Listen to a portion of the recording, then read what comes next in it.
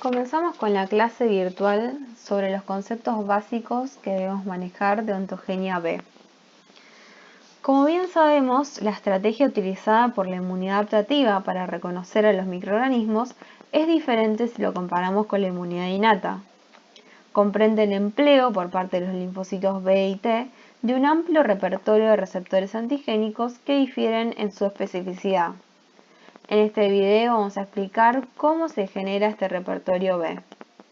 Comencemos entonces repasando las estructuras de los receptores antigénicos. El BCR está constituido por una inmunoglobulina de superficie asociada con un heterodímero por las cadenas Ig-alfa e Ig-beta. Los anticuerpos están constituidos por 4 cadenas peptídicas. Tenemos 2 cadenas pesadas idénticas entre sí y 2 cadenas livianas o ligeras idénticas entre sí. Acá tenemos las cadenas livianas y estas son las cadenas pesadas. Existen dos tipos de cadenas livianas. Tenemos las cadenas kappa y las cadenas lambda. A su vez, la porción amino terminal de las cadenas pesadas y livianas de los anticuerpos son las que van a participar en el reconocimiento del antígeno. Esta región presenta mucha variabilidad entre los distintos anticuerpos y se la conoce como la región variable. Existe una región variable de la cadena pesada y otra región variable de la cadena liviana. Los dominios constantes de las cadenas pesadas son las que van a determinar los 5 isotipos de anticuerpos. Tenemos anticuerpos IgM, IgG, IgA, IgE e IgD. El parátope es constituido por los dominios CDR1, CDR2 y CDR3 y esquemáticamente es el bolsillo donde se guarda el antígeno. El mismo determina la especificidad del anticuerpo. Es importante destacar que la inmunoglobulina que forma parte del BCR no lleva a cabo funciones efectoras, ya que se encuentra anclada en la membrana de la célula B. Su función será la de mediar el reconocimiento antigénico.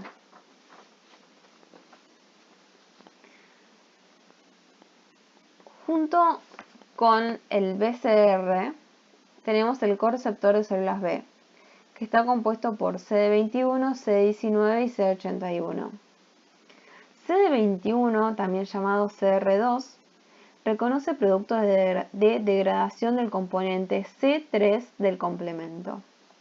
Cuando el antígeno se encuentra opsonizado, como vemos en la imagen, por el complemento, el complejo CD21, CD19 y CD81 permite la activación de la célula B con concentraciones subóptimas del antígeno. ¿Recuerdan las funciones del complemento que eran inflamación, opsonización, citotoxicidad y potenciación de la respuesta B, que justo la acabamos de ver? ¿Cómo es el reconocimiento antigénico? Primero veamos algunas definiciones. Un antígeno es una molécula capaz de ser reconocida por un BCR o un TCR. Un epítopo o determinante antigénico es la región del antígeno que interactúa con el BCR o el TCR. Pueden involucrar una secuencia lineal y continua de aminoácidos, que esos los vamos a denominar epítopos lineales, o pueden involucrar aminoácidos presentes en las localizaciones distantes de la secuencia primaria, pero cercanos en la conformación tridimensional de la molécula, que lo vamos a denominar epítopos discontinuos o conformacionales. Las células B son capaces de reconocer en forma directa el antígeno y en su conformación nativa, a través de su inmunoglobulina de membrana que integra el BCR. Otros conceptos importantes son inmunogenicidad, que es una medida de la capacidad de un antígeno para inducir la activación de linfocitos T o B. Los aptenos son sustancias de bajo peso molecular que pueden ser reconocidas por el BCR, con lo cual definimos que son antígenos, pero son incapaces de inducir una respuesta inmunitaria, con lo cual no son inmunogénicos. Pueden adquirir inmunogenicidad si se asocian de modo covalente con una molécula transportadora o carrier.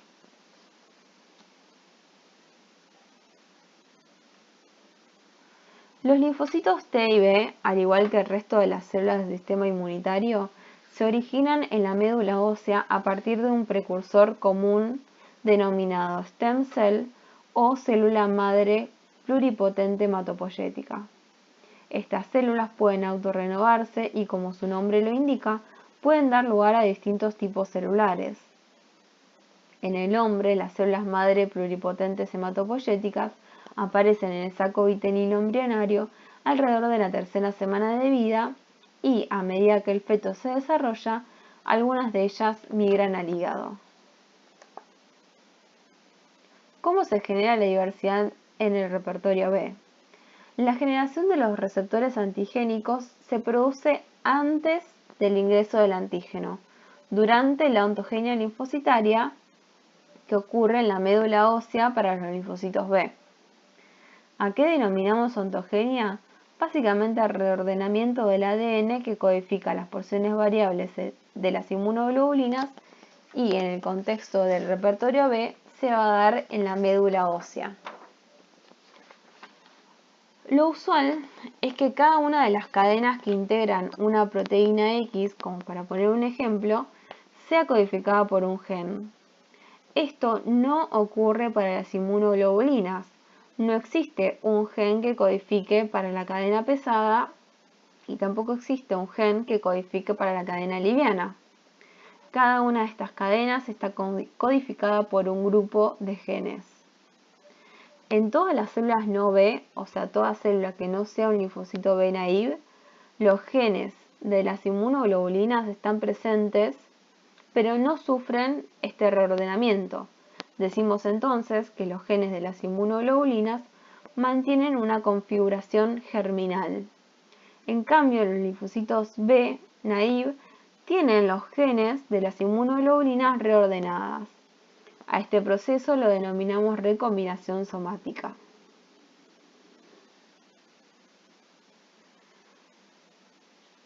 Durante el desarrollo linfocitario, en un primer momento, los esfuerzos se centran en lograr un reordenamiento exitoso de las cadenas que darán lugar a su receptor antigénico.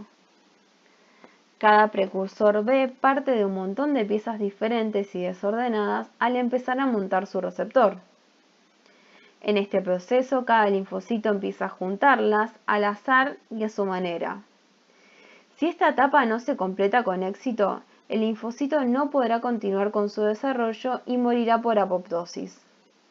Aquellos linfocitos que logran generar su receptor antigénico y expresarlo en la membrana podrán avanzar a la siguiente etapa de desarrollo.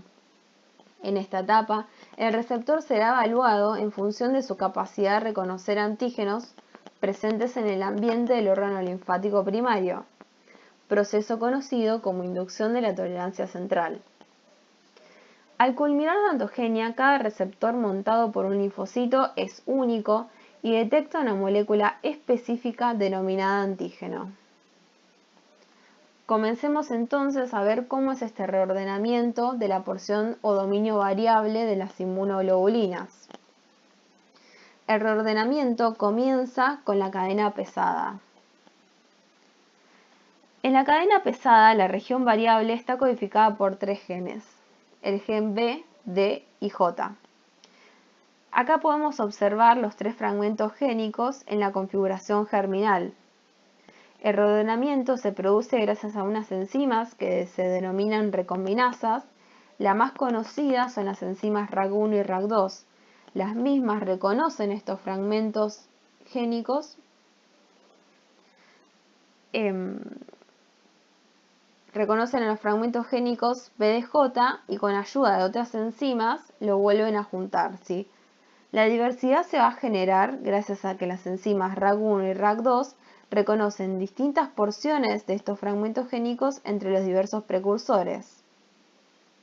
Las mismas van a cortar estos fragmentos génicos y las enzimas que son involucradas en el pegado de estos fragmentos no son muy precisas, ya que sustraen o adicionan nucleótidos generando mayor variabilidad. El proceso de recombinación somática en la cadena pesada ocurre en dos etapas. En la primera se produce la asociación del gen D con el J, perdiéndose el material genético que queda en el medio de ellos. Posteriormente, la porción DJ reordenada se asocia al gen B para generar el exón completo, BDJ, que codifica la porción variable de la cadena pesada. Este fragmento rearreglado se va a transcribir y a traducir para luego asociarse con los fragmentos constantes de la cadena pesada. Fíjense que los fragmentos constantes que están en amarillo no sufren ningún rearreglo, ¿sí? Porque justamente son constantes. Para luego formar lo que es la proteína gracias a la unión de la porción variable. Para que un linfocito B pueda desarrollarse normalmente, debe lograr un reordenamiento productivo de su inmunoglobulina. Si no es así, no podrá continuar con su desarrollo y morirá por apoptosis. En el hipotético caso que la recombinasa BDJ no logre rearreglar los fragmentos en ninguno de los dos cromosomas, la célula muere por apoptosis. Si en alguno de los dos cromosomas tuvo éxito, en ese cromosoma continúa el rearreglo del gen B para asociarse al fragmento BDJ, previamente ya rearreglado.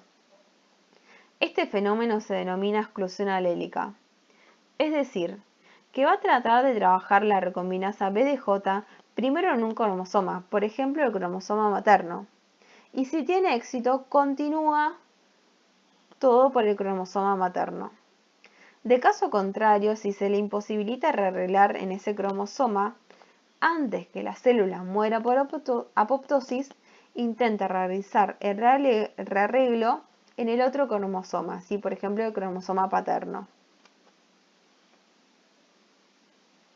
Ahora veamos el reordenamiento de la cadena liviana. Acá vamos a ver los genes B y J en configuración germinal. La recombinasa BJ reconoce estos fragmentos y los recorta. Con ayuda de las ligasas se van a volver a unir. Los mismos se van a transcribir y se van a traducir al igual que los fragmentos de la cadena pesada. La diversidad se genera gracias a que las enzimas RAC1 y RAC2 reconocen distintas porciones de sus fragmentos génicos entre los diversos precursores, al igual que lo mencionado en la cadena pesada. Esto se suma a que existen dos tipos de cadenas livianas diferentes, cadena kappa y cadena lambda. Durante la ontogenia B, en condiciones normales, hay un 65% de células que rearregla la cadena liviana kappa y el resto rearregla la cadena liviana lambda. Es importante mencionar que también existe exclusión alélica para la cadena liviana. ¿Qué quiere decir? Que primero comienzan a rearreglar la cadena kappa en un cromosoma, por ejemplo el materno. Y si no puede con ese cromosoma, intenta rearreglar la cadena kappa en el cromosoma paterno. Si pese a esto no puede realizar el rearreglo, intenta rearreglar la cadena lambda primero en un cromosoma y luego en el otro. Si la enzima RAC1 y RAC2 no logra rearreglar ni kappa ni lambda en ninguno de los dos cromosomas, la célula muere por apoptosis. Si logra un reordenamiento exitoso, se transcribe, se traduce y se va a expresar en la membrana, constituyendo a una inmunoglobulina de tipo IgM con la cadena pesada y liviana. Resumiendo, la generación de la diversidad del repertorio de las inmunoglobulinas se va a originar por la existencia de diversos segmentos, ¿sí? Tenemos BDJ para la cadena pesada y B y J para la cadena liviana. la asociación de las cadenas pesadas y livianas, cada una de las cuales se va a rearreglar de forma independiente, la unión imprecisa de los segmentos, la edición del receptor con el reemplazo de los fragmentos BH, que lo vamos a ver luego, y la hipermutación somática, que lo vamos a ver mejor en el capítulo de linfocitos B. El desarrollo de las células B ocurre en la médula ósea y depende de la presencia de las células estromales. Estas células no solo actúan como una red de sostén necesaria para que los linfocitos B continúen su desarrollo, sino que sintetizan factores de crecimiento como interleuquina 7, CXL12, que es producida constitutivamente por las células estromales, que actúa como un factor de crecimiento de los linfocitos pre-B, y el stem cell factor. Dentro del desarrollo de los linfocitos B en la médula ósea existen distintos estadios. Todo comienza con la célula madre hematopoyética. Luego pasamos a un progenitor linfoide común, luego pasa pro-B, pre-B, hasta llegar a un linfocito B inmaduro, ¿sí? Fíjense que tanto las células madres pluripotentes hematopoyéticas y el progenitor linfoide común, los genes tanto para la cadena pesada como la cadena liviana están en configuración germinal y no expresan inmunoglobulina en la superficie, ¿sí? En el estadio Pro-B ya comienza el rearreglo de las cadenas BDJ, con lo cual ya se activan las enzimas RAC1 y RAC2.